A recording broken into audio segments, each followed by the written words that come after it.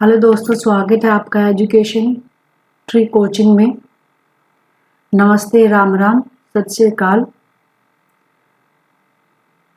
आज मैं आपके लिए जीके के पोर्शन की वीडियो लेके आई हूँ पॉलिटी से रिलेटेड। और पॉलिटी में जो चैप्टर है वो है आपका संविधान का।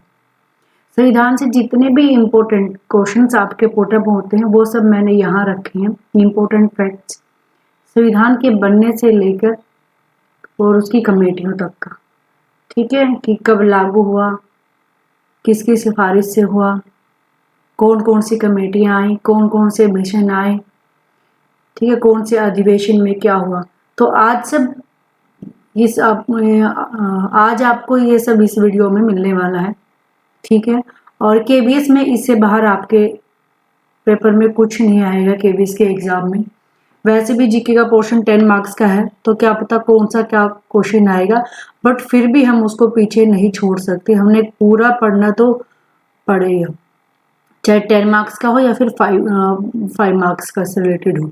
पढ़ना तो हमने सभी पड़ेगा। ज्योग्राफी पढ़नी पड़ेगी, पॉलिटी भी पढ़नी पड़ेगी, हिस्ट्री भी। तो इसके इम्पोर्टेंट फैक्ट्स हमें सारे जान लेना है।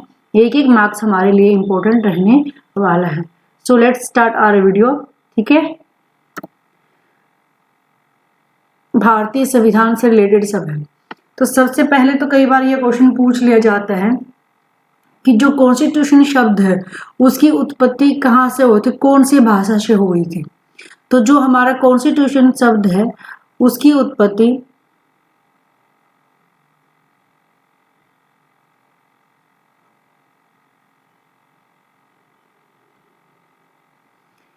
उत्पत्ति लैटिन भाषा के शब्द कॉन्स्टिट्यूट से हुई थी। किससे हुई थी? कॉन्स्टिट्यूट से हुई थी, जिसका मतलब क्या है? शासन करने का सिद्धांत, जिसका अर्थ है शासन करने वाला सिद्धांत, ठीक है। अर्थ भी पूछ सकता है, अर्थ नहीं पूछेगा तो जो संविधान को अंग्रेजी में क्या कहते हैं? कॉन्स्टिट्यूशन कहते हैं। और कॉन्स्टिट्यूशन जो शब्द है वो कौन सी लैंग्वेज से उद्भव हुआ था, उसका उत्पन्न हुआ था, ठीक है। तो जो कॉन्स्टिट्यूशन शब्द है वो लैटिन भाषा के शब्द कॉन्स्टिट्यूट से निकला है, ठीक है, और जिसका अर्थ है शासन करने वाला सिद्धांत। तो अब क्या संविधान क्या है? तो संविधान में जितने भी रूल रेगुलेशन बनाए गए हैं, जो नियम और सिद्धांत हैं, ठीक है, किसी देश को चलाने के लिए, किसी राज्य को चलाने के लिए, तो उन्हीं संविधानों और नियमों के समूह को संविधान कहा जाता है, ठीक है। यही संविधान है। और सबसे पहले जो लिखित संविधान माना जाता है वो लिखित संविधान माना जाता है संयुक्त राज्य अमेरिका का, जिसे 1787 में क्या है? बनाया गया था। ये पूछा जा सकता है कि यूएसए का संविधान कब बना था? 1787 में बनाया गया था, ठीक है। सबसे पहला लिखित संविधान किसका है? संयुक्त राज्य अमेरिका का है। और अलिखित संविधान जिसको लिखा नहीं गया है वो कहाँ का संविधान है? वो इंग्लैंड का संविधान। इंग्लैंड का जो संविधान है सबसे बड़ा संविधान माना जाता है, और वो क्या है? लिखा हुआ नहीं है, ठीक है। तो एकमात्र ऐसा देश है इंग्लैंड जिसके संविधान को लिखा हुआ नहीं है। फिर यूरोपियन कंट्रीज में संविधान का निर्माण सबसे पहले कहाँ हुआ था? नीदरलैंड में हुआ था। किसमें हुआ था? नीदरलैंड में हुआ था। अब आते हैं इसकी डेफिनेशन क्या है संविधान की। तो संविधान एक ऐसा दस्तावेज है, मौलिक का मतलब जीवंत। जीवंत क्या है? कि उसमें हम कुछ भी ऐड कर सकते हैं और उसको हटा सकते हैं, ठीक है। हमारा संविधान कैसा है? उसमें से हम चीजें रिमूव भी कर सकते हैं और नई चीजें ऐड ऑन भी कर सकते हैं, यानी अमेंडमेंट उसमें हम कर सकते हैं। तो मौलिक यानी कि जीवंत।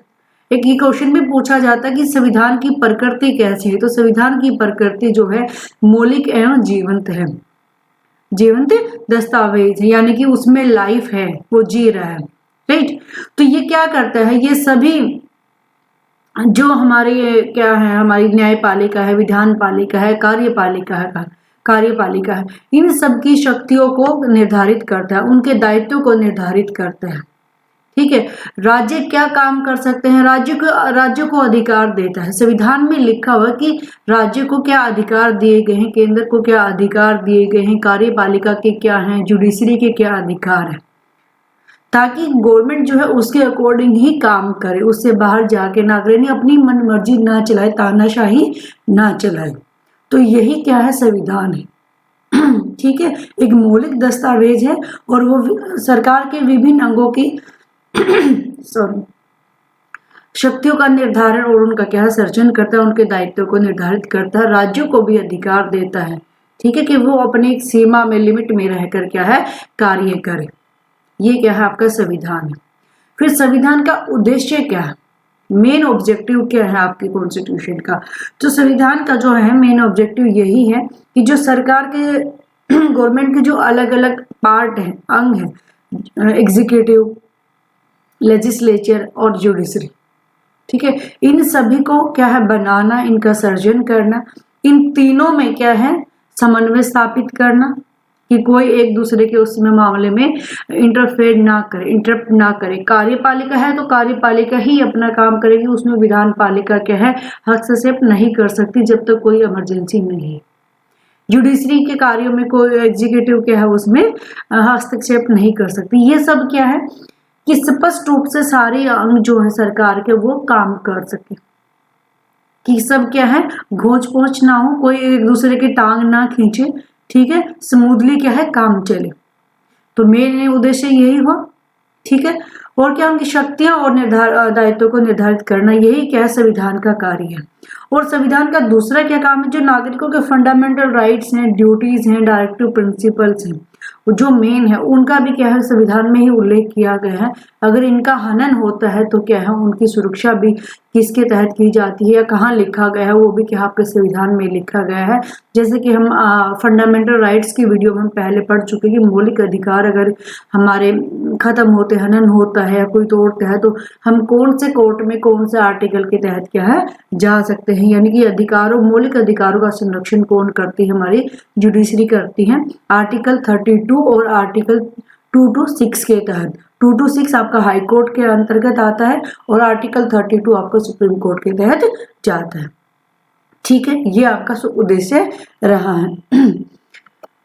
फिर है कुछ फैक्ट्स हैं कि हो सकता है कि ये पूछा है कि संविधान का सबसे पहले निर्माण कब हुआ था या प्रयोग कब हुआ था। संविधान का सबसे पहले प्रयोग यूनान में हुआ था, ठीक है।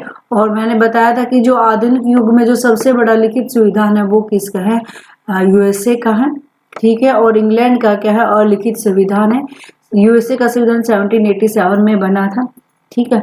इंग्लैंड में किस टाइप की सरकार पाई जाती है, इंग्लैंड में संसदीय टाइप की सरकार पाई जाती है, यानी कि पार्लियामेंट गवर्नमेंट वहां पर है और इंग्लैंड को ही इस सरकार का उद्गम माना जाता है।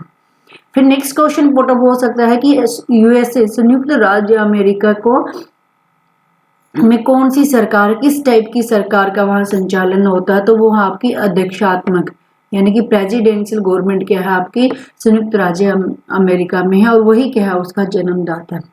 फिर थर्ड है यहाँ पर स्विट्जरलैंड का है। स्विट्जरलैंड गणतंत्र, लोकतंत्र की, रिपब्लिक, डेमोक्रेसी की जननी कहा जाता है। तो ये तीनों क्या फैक्ट हैं आपके लिए इंपॉर्टेंट होने वाले, चाहे डीएसएस भी हो या आपका केवीएस है तो डीएसएस भी आपका एग्जाम जल्द ही आ जाएगा, तो उनमें क्या है आपके क्वेश्चंस पुटअप हो सकते हैं और होते भी हैं, ठीक है, इस टाइप के क्वेश्चंस। फिर है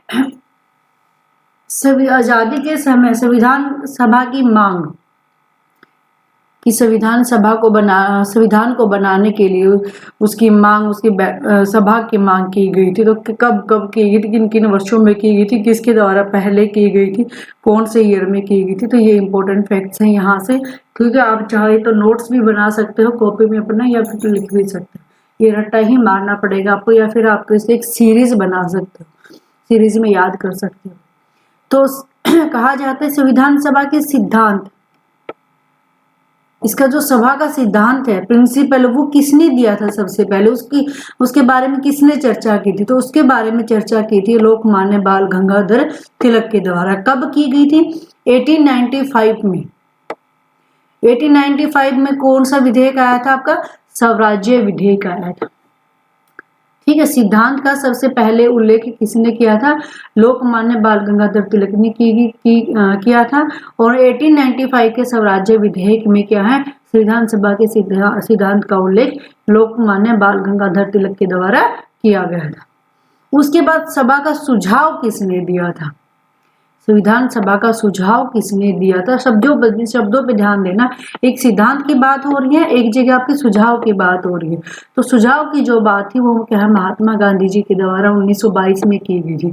उन्होंने 1922 में की गई थी। कब? उनकी जो हरिजन नामक पत्रिका, एक पत्रिका निकलती थी महात्मा गांधी के द्वारा निकाली जाती थी, उस पत्रिका का नाम क्या है? हरिजन। ये भी पूछा जा सकता है क्वेश्चन, कई बार पूछा गया है यहाँ से। ठीक है, तो यहाँ पर 2 क्वेश्चन बन रहे थे। तो सुझाव का गांधी से रिलेटेड, ठीक है, कब दिया गया था? 1922 में दिया गया था। फिर है हरिजन नामक पत्रिका किसकी है, कौन निकालते थे? तो वो किसकी? गांधी जी की। ठीक है, और उसमें कहा गया था कि जो भारत का संविधान है ना, उसको बनाने का अधिकार सिर्फ और सिर्फ किसको है? भारतीयों का। किसको है? भारतीयों को है, ना कि ब्रिटिशर्स को। इसमें ये बात कही गई थी, किसके द्वारा कही गई थी? ये बात गांधी जी के द्वारा कही गई थी। भारत का संविधान भारतीयों को स्वयं बनाने का अधिकार होना चाहिए, राइट। फिर है 1934 में स्वराज्य दल के द्वारा क्या संविधान सभा की मांग की गई थी? 1934 में। 1936 में फैजपुर में कांग्रेस का अधिवेशन हुआ था। कहां पर हुआ था? फैजपुर में। अब यहां से 2 क्वेश्चन है आपका। एक तो 1936 में भारतीय कांग्रेस का अधिवेशन कहाँ हुआ था? फैजपुर में हुआ था। या फिर ऐसे पूछा जा सकता कि फैजपुर में जो अखिल भारतीय कांग्रेस का अधिवेशन हुआ था वो कब हुआ था? तो 1936 में हुआ था, और वहां भी क्या संविधान सभा को बनाने की मांग की गई थी। फिर सबसे इंपॉर्टेंट है आपका ये 1940 वाला, जिसे अगस्त प्रस्ताव के नाम से भी क्या है जानते हैं। ठीक है, इसमें सबसे पहले मतलब पहली बार यहाँ पर क्या हुआ था कि ब्रिटिश राज ने क्या संविधान सभा की मांग को क्या है स्वीकार कर लिया था। अगस्त प्रस्ताव के नाम से इसको जानते हैं कि अगस्त में क्या है ये प्रस्ताव रखा गया था ब्रिटिश राज के सामने, और ब्रिटिश राज ने इसको 1940 में ही क्या स्वीकार कर लिया था। ठीक है, यहाँ से आपका क्वेश्चन बन सकता है कि कब पहली बार ब्रिटिश राज द्वारा संविधान सभा की मांग को स्वीकार किया? तो 1940। अगस्त प्रस्ताव किसे कहते हैं और अगस्त प्रस्ताव ही क्यों बोलते हैं इसको? तो यहाँ से आपके क्या 3 क्वेश्चन पुटअप हो सकते हैं। फिर लास्ट में आता है आपका क्रिप्स मिशन। ठीक है, कैबिनेट मिशन जो है आपका उसको 1942 में। तो 1942 में क्या है संविधान सभा की क्या स्पष्ट रूपरेखा की बात कही गई थी। ठीक है, कि उसमें स्पष्ट उल्लेख कर दिया गया था कि कैसे कैसे सभा का क्या गठन किया जाएगा, किसमें? क्रिप्स मिशन में। तो ये कब आया था? जो फिर इसके बाद आपका 1946 में आता है आपका कैबिनेट मिशन। एक ये इंपॉर्टेंट है, कैबिनेट मिशन से रिलेटेड आपके क्वेश्चन बहुत आते हैं। कैबिनेट मिशन किस कब आया था? ठीक है, किस लिए आया था, क्या इसका उद्देश्य रहा था? ठीक है, कितने इसमें सदस्य थे? ये यहाँ पर 3 आएगा। यहाँ पर क्या है 3 सदस्य प्रतिनिधि मंडल को क्या है भारत भेजा था। सरकार, ब्रिटिश सरकार ने क्या है 3 सदस्यीय प्रतिनिधि मंडल को भारत में भेजा था 1946 में, जिसे कैबिनेट मिशन के नाम से क्या है जानते हैं। ठीक है, यह मिशन कब आया था? यहाँ इंपॉर्टेंट है, कब आया था? 1946 में आया था। कितने इसमें सदस्य थे? इसमें कितने सदस्य थे? 3 सदस्य थे। एक तो है जो क्रिप्स मिशन, जिसके नाम से इसको कैबिनेट मिशन क्रिप्स के नाम से भी जानते हैं, तो पैट्रिक लॉरेंस। ठीक है, इनकी अध्यक्षता में इस मिशन का गठन हुआ था। ठीक है, किसकी अध्यक्षता में? पैट्रिक लॉरेंस की अध्यक्षता में क्या है इस मिशन का गठन हुआ था।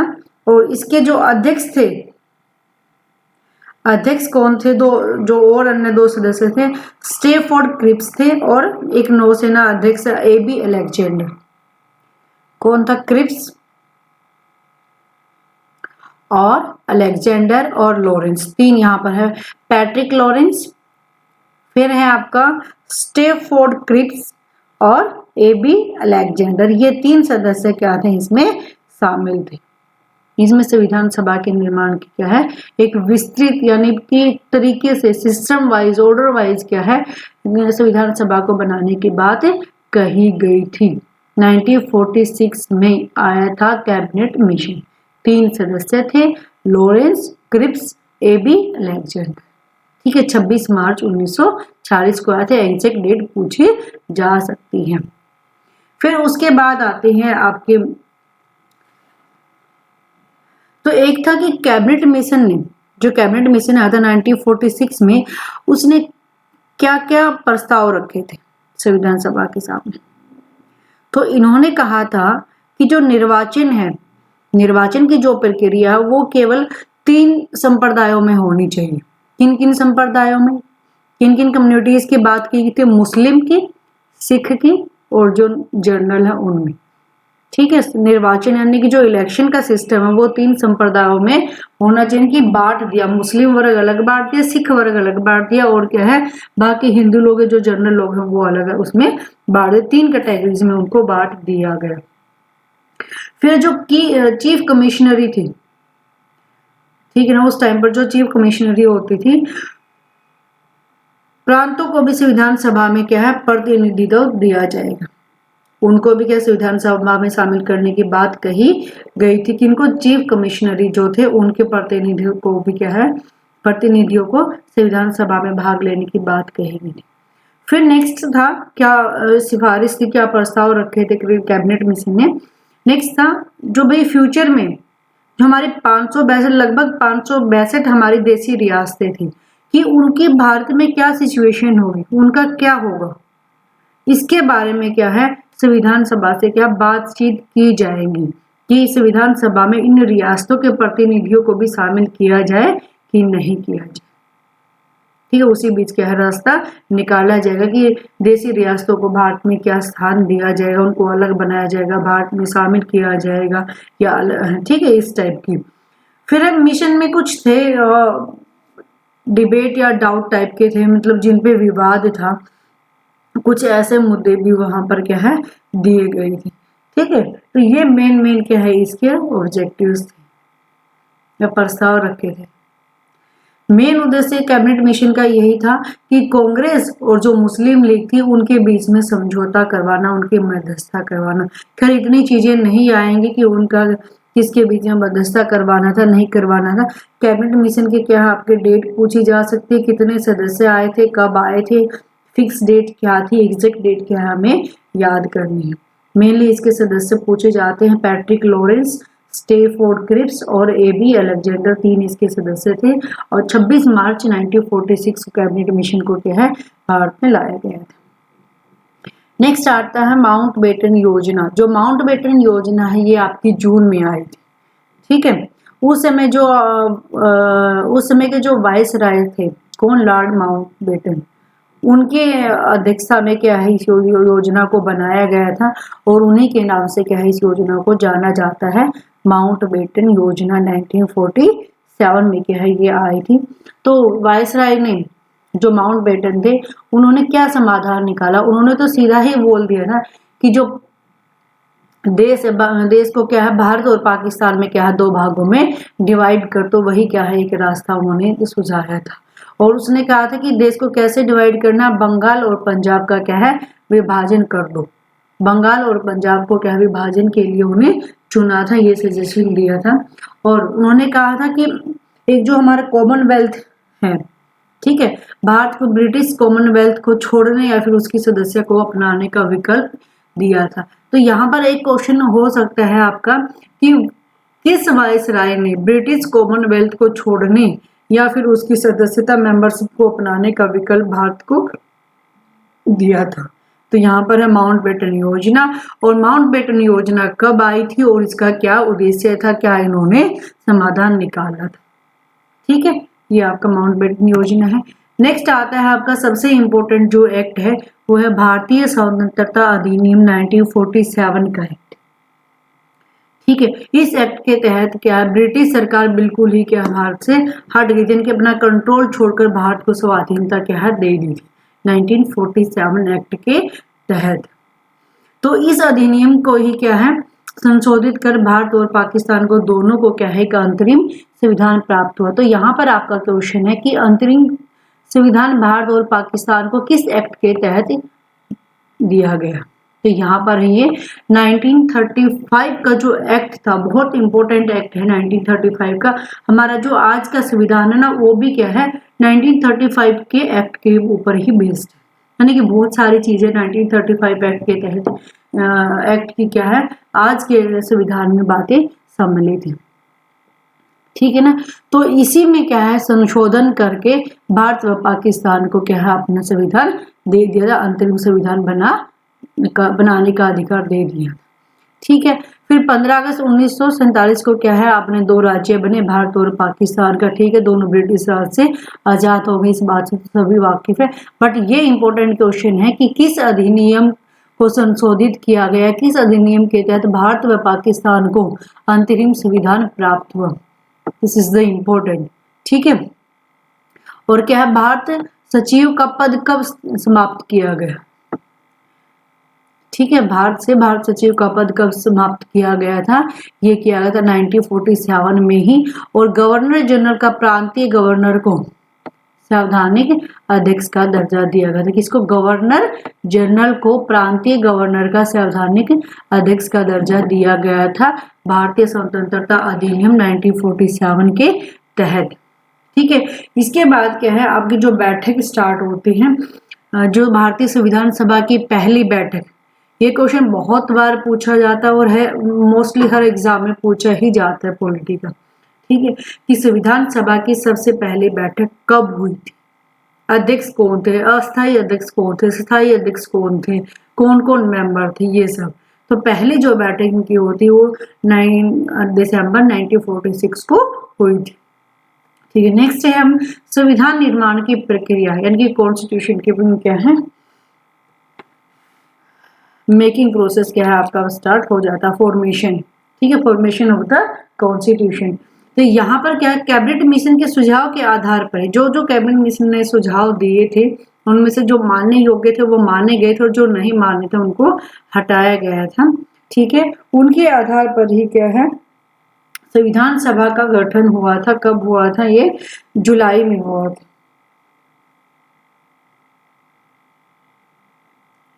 संविधान सभा का गठन हुआ था पर जुलाई 1946 में हुआ था। और जो पहली बैठक बुलाई गई थी, जो बैठक आई थी वो हुई थी इनकी 9 दिसंबर 1946 को। दोनों में अंतर है कि संविधान सभा का गठन कब हुआ था और पहली बैठक कब हुई थी। तो पहली बैठक हुई थी 9 दिसंबर 1946 को और संविधान सभा का गठन हुआ था आपका जुलाई 1946 में हुआ था। ठीक है, बोथ आर डिफरेंट। तो संविधान सभा में क्या है कि बैठक में कांग्रेस को तो शामिल होना ही था क्या, बट क्या है संविधान सभा का जो पहला अधिवेशन हुआ था उसके अध्यक्षता किन्होंने की थी, डॉक्टर सच्चिदानंद सिन्हा ने की थी जो कि अस्थायी अध्यक्ष थे। ये क्वेश्चन यहाँ से पूछा जाता है कब बैठक हुई थी। ठीक है, किन किन ने भाग लिया था, संविधान सभा का गठन कब हुआ था और उसके अध्यक्ष कौन थे, स्थायी अध्यक्ष कौन थे, अस्थायी अध्यक्ष कौन थे। तो अस्थायी अध्यक्ष डॉक्टर सच्चिदानंद सिन्हा थे जिन्होंने पहली बैठक की क्या अध्यक्षता की थी 9 दिसंबर 1940 को। राइट। फिर है संविधान सभा में कौन कौन व्यक्ति शामिल, this is the most important question है। इसके सभी इनको याद करना एक बिग टास्क है कि मतलब कौन कौन से ऐसे ऐसे लगे कि हाँ ये भी है ये भी है ये भी है, पढ़ा हुआ लगता है क्योंकि इतने सारे संविधान निर्माण के टाइम पर लोग थे तो उन सबको अलग अलग कमेटी वाइज याद करना थोड़ा सा डिफिकल्ट पड़ता है। बट फिर भी कुछ इम्पोर्टेंट हैं जिनको यहाँ पर लिया गया है तो इनको तो याद करना ही करना है। इनमें से कोई भी एक क्वेश्चन आपका आ सकता है पजल करके। तो प्रमुख व्यक्ति हैं आपके हृदयनाथ कुंजरू, अल्लादी कृष्ण स्वामी, एस राधा कृष्ण, एच.सी. मुखर्जी, बी.आर. अम्बेडकर, गोपाल कृष्ण स्वामी अय्यर, एम.आर. जयकार, एस.पी. मुखर्जी, जॉन मथाई, के संतानम, सच्चिदानंद सिन्हा, बी. शिवराम। ये क्या है, ये आपके व्यक्ति थे जो आपकी संविधान सभा में क्या है शामिल थे। इनको याद करना है, रटना है इनको। फिर है डॉक्टर राजेंद्र प्रसाद जी को संविधान सभा का स्थायी अध्यक्ष कब बनाया गया था। 11 दिसंबर 1946 को क्या है राजेंद्र प्रसाद जी को क्या है, जो हमारे पहले राष्ट्रपति भी रहे, 2 बार राष्ट्रपति रह चुके हैं, ठीक है। तो इनको क्या है 1946 में क्या है 11 दिसंबर को, 46 तो सबको याद रहेगा बट जो डेट का कंफ्यूजन है वो हो सकता है 9 दिसंबर को याद रखना। सच्चिदानंद सिन्हा ने अध्यक्षता की थी और 11 दिसंबर में कौन बना दिए गए थे स्थायी अध्यक्ष, वो बना दिए गए थे आपके डॉक्टर राजेंद्र प्रसाद। फिर है आपका 13 दिसंबर 1946 को एक अगस्त उद्देश्य प्रस्ताव है, ये भी बहुत इंपॉर्टेंट है कि उद्देश्य प्रस्ताव किसके द्वारा लाया गया था। ये पंडित नेहरू जी के द्वारा लाया गया था, ठीक है। कब लाया गया था? 13 दिसंबर 1946 को लाया गया था, ठीक है। इसके साथ ही उद्देश्य प्रस्ताव के साथ ही क्या है संविधान निर्माण का कार्य शुरू हुआ था, जो कि 3.5 वर्ष की अवधि में 3.5 साल लगे थे लगभग। तो उस अवधि में संविधान सभा की कितनी बैठक हुई थी? 165 दिन ही क्या है टोटल आपकी क्या है बैठक हुई थी, ठीक है। 3.5 साल की अवधि में संविधान सभा के मात्र 165 क्या है बैठकें हुई थी।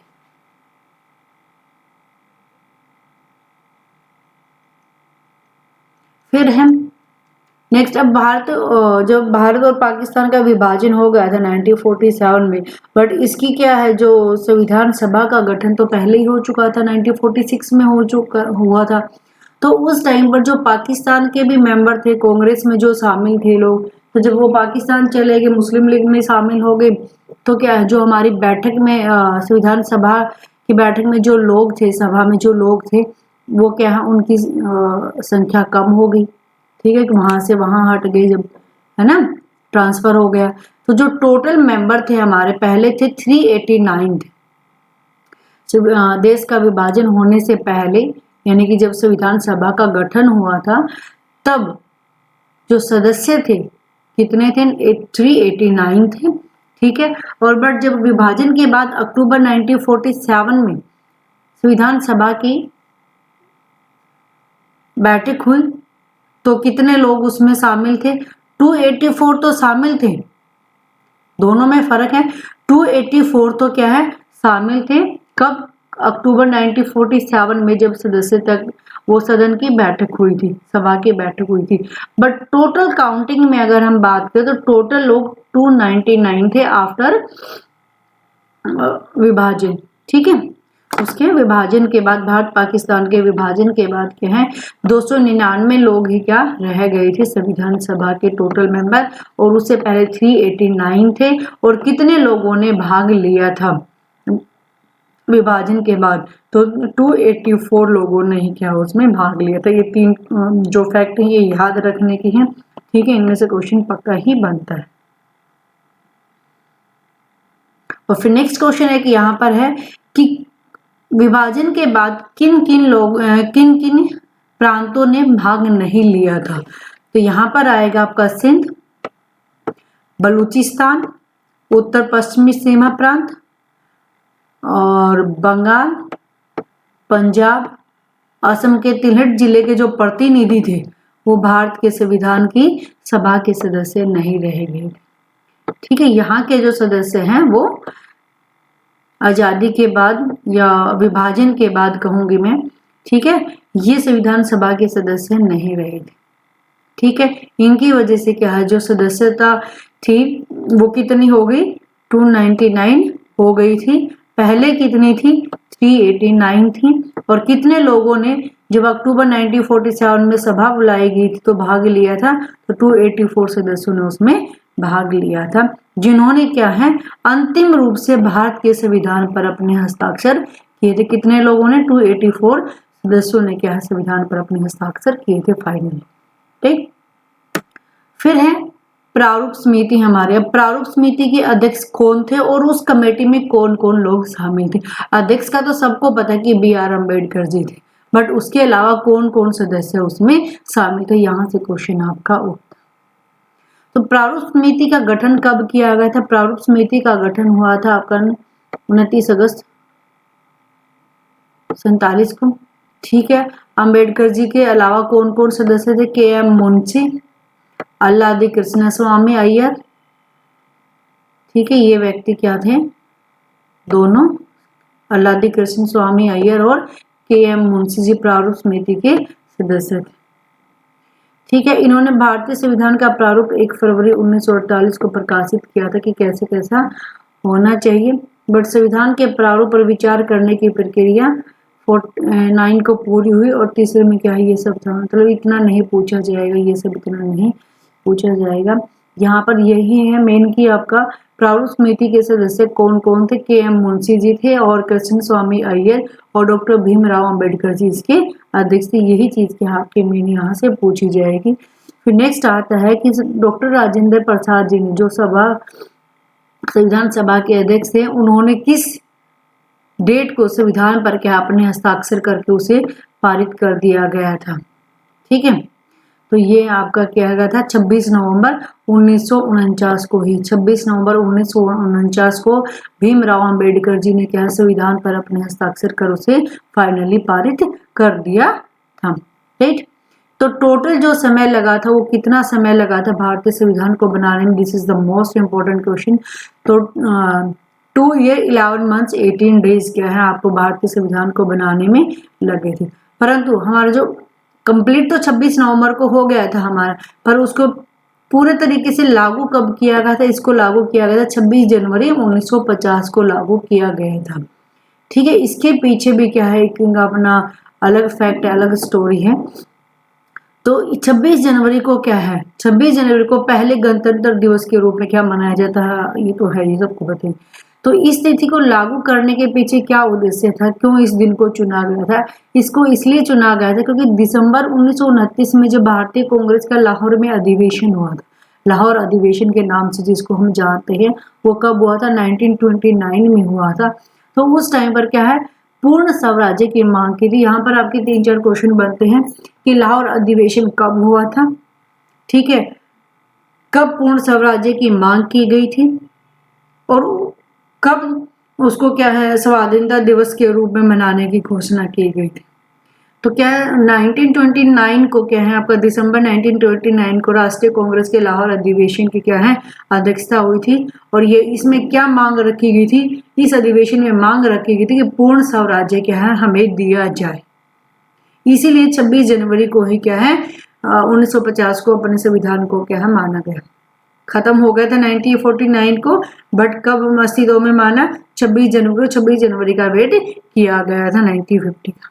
ठीक है, तो संविधान का जब हमारा लागू हुआ तब तक उसमें कितने अनुच्छेद और कितनी अनुसूचियां थी, ये क्वेश्चन बहुत बार रिपीट होता पूछा जाता है। तो उस टाइम पर क्या संविधान में 395 आपके आर्टिकल्स थे और 8 आपकी अनुसूचियां।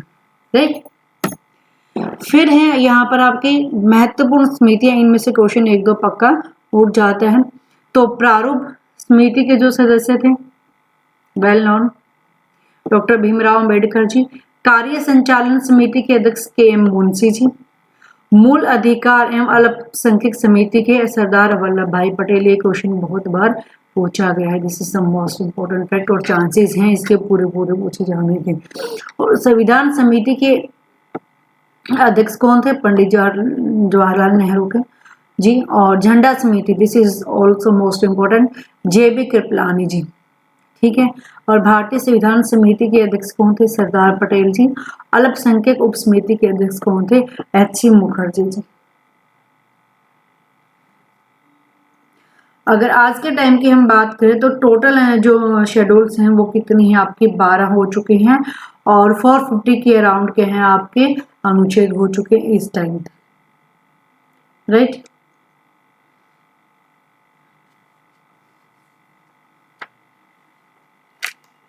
फिर है नेक्स्ट आपका लास्ट टॉपिक जो है आज का, वो कि संविधान सभा की प्रमुख महिलाएं कौन कौन सी थी। यहाँ पर क्वेश्चन पूछा जा सकता है, this is also most important fact. ठीक है, कि यहाँ कौन कौन सी क्या महिलाएं उस सभा में शामिल थी और कौन सी कहाँ की थी। तो पहली जो है कादम्बनी गांगुली जी। ठीक है, ये पहली, इसके साथ कादम्बनी जी के बारे में मैं अगर आपको कुछ बताऊं तो ये है कि भारत की जो पहली ग्रेजुएट महिला थी जो कलकत्ता विश्वविद्यालय से पास आउट थी। ठीक है, और कांग्रेस अधिवेशन को संबोधित करने वाली भी पहली ही महिला थी। जो कलकत्ता अधिवेशन हुआ था 1890 में जो कोलकाता अधिवेशन हुआ था, उस टाइम पर अध्यक्षता की थी कादम्बिनी गांगुली जी ने, जो पहली महिला ग्रेजुएट हैं कलकत्ता विश्वविद्यालय से, राइट। फिर नेक्स्ट आपकी यहाँ आती हैं हंसा मेहता, ये भी आपकी एक एक्टिव सदस्य रही थी, दुर्गाबाई देशमुख और सरोजनी नायडू, ठीक है। ये क्या है, जो महिलाएं थी वहां पर संविधान सभा की महिलाएं थी।